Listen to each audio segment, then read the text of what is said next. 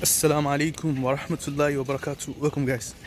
Did you know everyone is a scholar until they start talking about Aqeedah? Okay, so you're a scholar until you start telling people what is your Aqeedah. That's very interesting to me.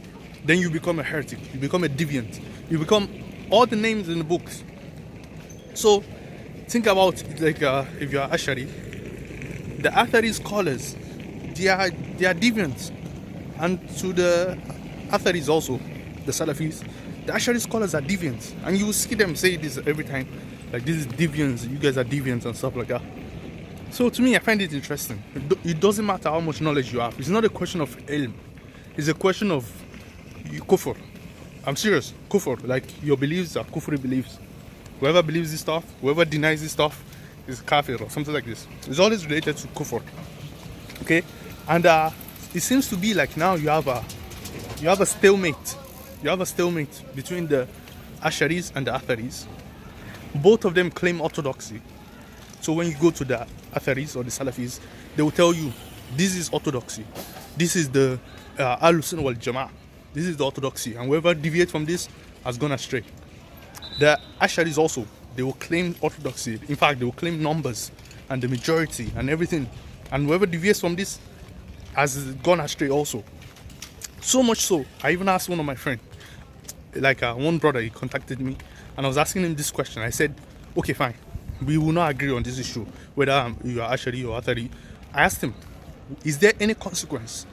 Is there any consequence of being an Ashari? Okay, so I reject the Athari, Aqeedah, I'm Ashari, for example. If I did that, is there any consequence for this? Is it like Jahannam or something? And he's like, yeah, of course. Because the belief is kufr. If something is kufr, of course there will be consequence. So it shows me like, okay, fine. If you make it like that, that if Asharism is false, then there will be consequence like Jahannam and stuff like that. Okay. Then the opposite is true also. If you are wrong, then there's Jahannam and kufr for you too. That's just the way it is. Like, people often don't think about this. It's very easy to class other people as heretics. But what if you're wrong? What if they are right and you're wrong? Then the same should apply to you. And to me, I think this is just too far. You're just setting yourself up in front of God. And that's why some people, they remain neutral. Or they try to find which one is rational. Because now, it doesn't matter what you do. You're going to, see, let's say, for example now, you can either choose one blindly, you follow one blindly, or you try to use your reason. And that's what I call to on this channel. Try to use your reason to see what makes sense. And most of all these beliefs, even, they are not like fundamental or foundational. You know, for example, istiwa. What is istiwa? You really think someone will go to Jahannam because he didn't know the meaning of istiwa? Because now you have created that two, what's it called? You have created the two positions where you either believe in istiwa like the Atharis, or you believe in istiwa like the Asharis. You're going to have to choose one at the end of the day. There's nothing, what can you do? You choose one. Is it that you choose it arbitrarily, or you choose it with reason? If you choose it arbitrarily, you still the conditions will still apply to you. If you get it wrong, why should we make it like that? That's the question. Why should you make it like that? I thought it was over when you became a Muslim. You chose between all these religions.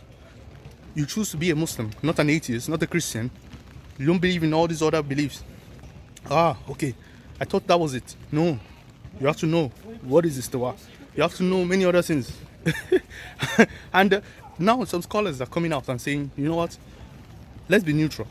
We're not going to put ourselves like that in front of God and if I'm wrong on this, may Allah punish me or something like that. Why?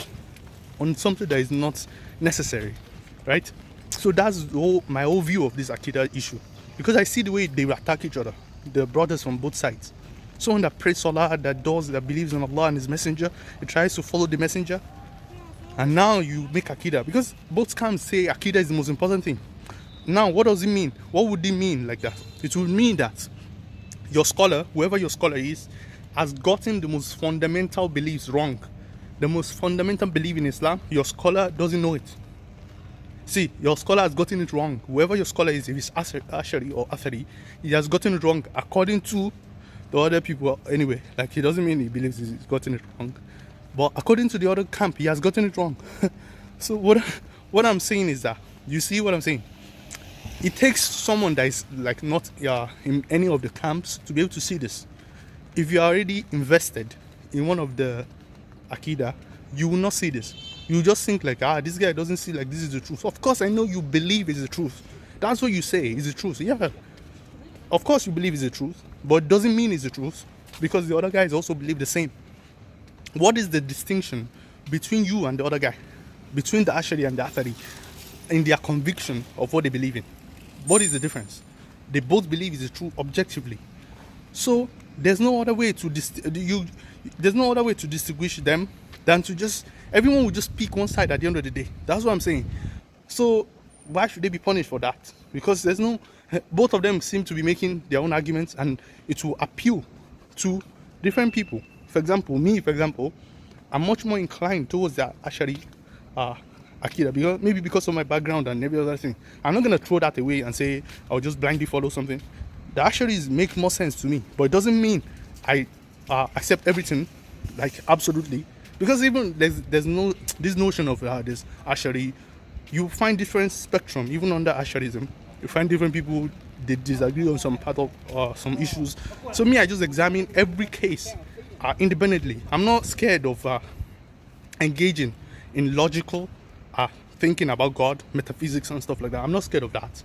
But when you now make it a kind of hellfire, something that one person is going to hellfire, one person is a jahil or is a deviant and he knows it, that kind of thing. You know you're a deviant and you still remain a deviant. That kind of thing is just, to me, is a waste. And it just results in polemics, unnecessary polemics. You will see scholars calling themselves kafir, that whoever believes that Allah is not, for example, I just heard one recently, whoever believes Allah is not in a particular position is a kafir. He disbelieves in Allah. Really?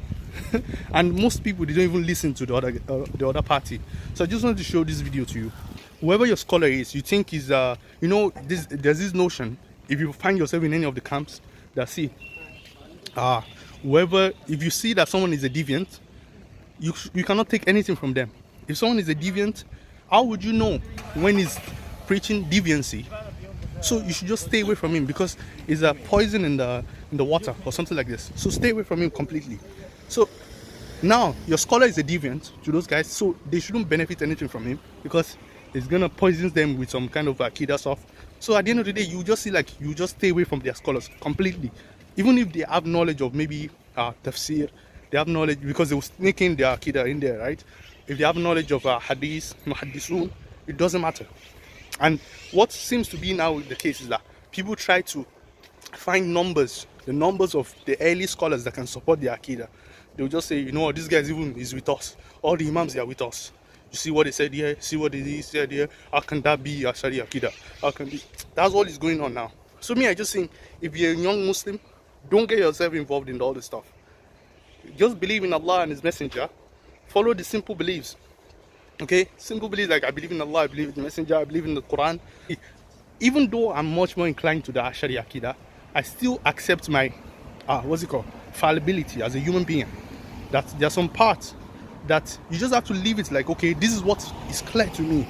It doesn't mean I'm going to condemn the other person that doesn't see it that way as a heretic or something like that. You see? So I think this is the best approach, and not just put ourselves against each other in front of Allah while we are praying, fasting, doing all the necessary things, the fundamental things in Islam. We all believe it. Why do we have to go to those kind of details and then put ourselves in front of Allah like that?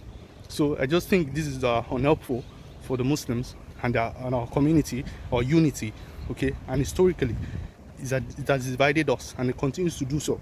So let me see what you guys think. Wassalamu alaikum wa rahmatullahi wa barakatuh.